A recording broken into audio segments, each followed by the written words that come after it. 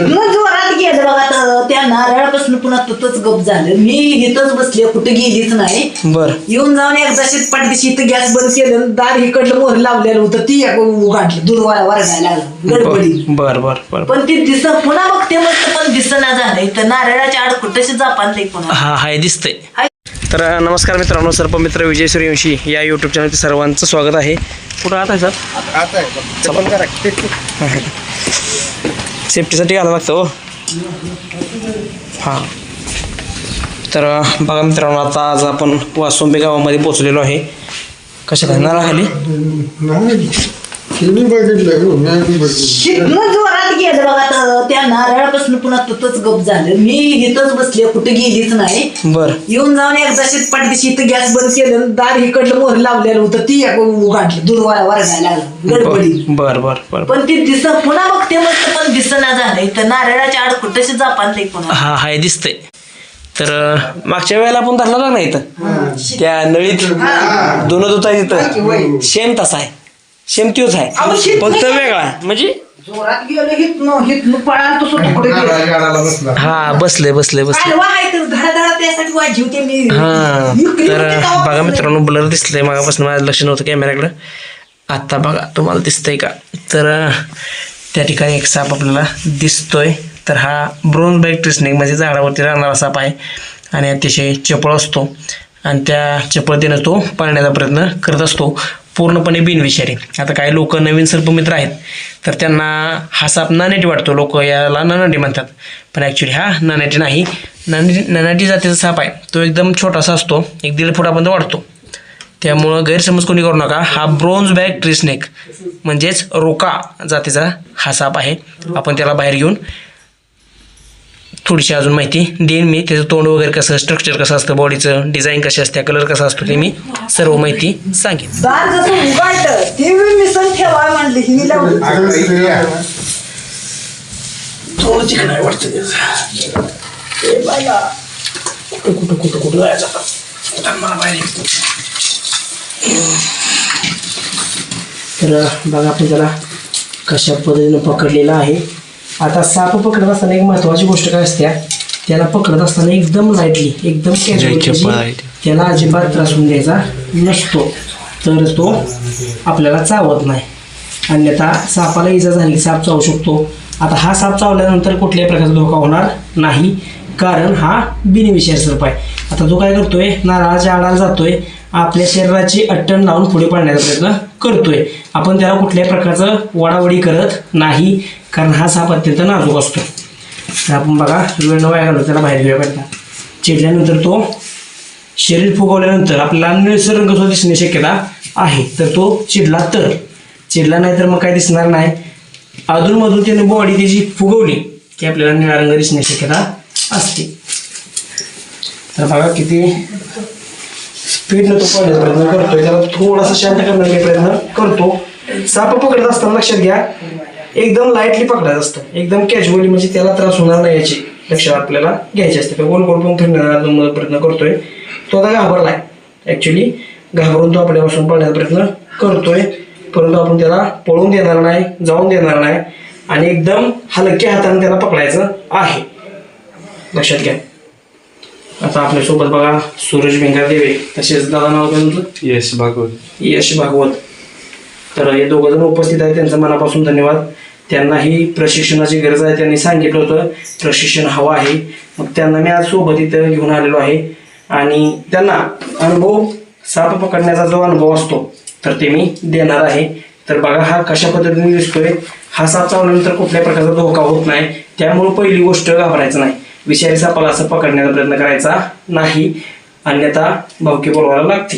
त्यामुळे काळजी घ्यायची. अजूनमधून बघा निळा रंग दिसतोय का बघा, एकदम त्यानं बॉडी फुगवली ना की आपल्याला निळा रंग दिसतोय. तर त्याचं लक्ष मी या हाताकडे वेधून घेण्याचा प्रयत्न करतोय. तर त्यानं बॉडी जर फुगवली तर तो निळा रंग अधूनमधून दिसतोय बघा आपल्याला, तो हातावर चढला.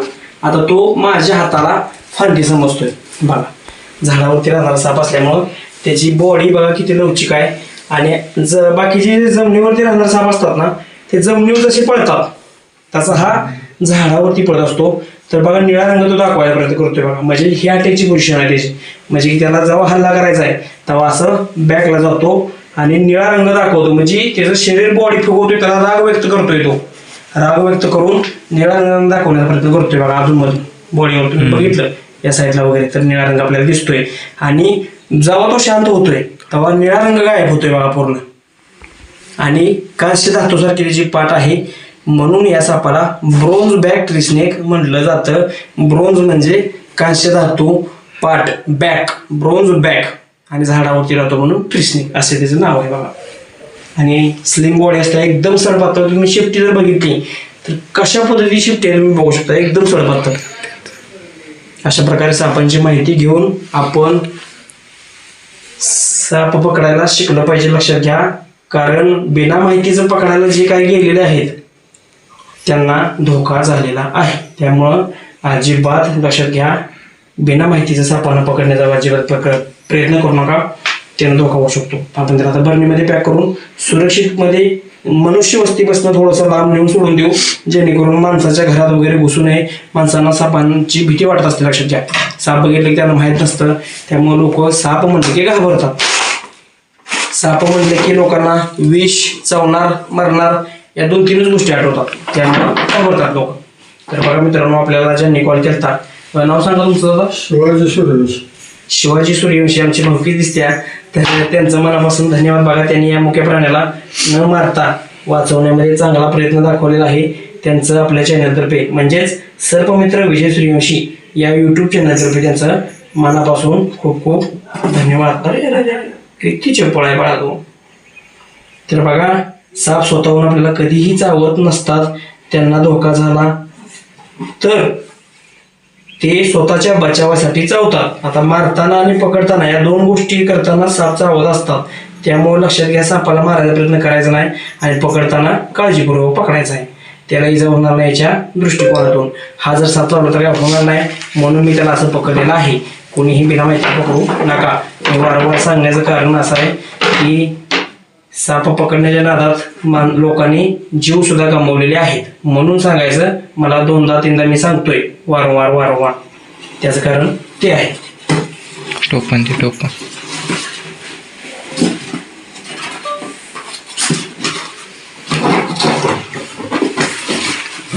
ओके. तर बघा मित्रांनो, की आपण थोड्याच वेळापूर्वी हा ब्रोंज बॅक ट्री स्नेक म्हणजेच झाडावरती राहणारा हा रोका जाती साप पकडला होता बघा. तर तो आता सुरक्षितपणे निसर्गाच्या सानिध्यामध्ये कशा पद्धतीने जातोय ते आपल्याला बघायचं आहे.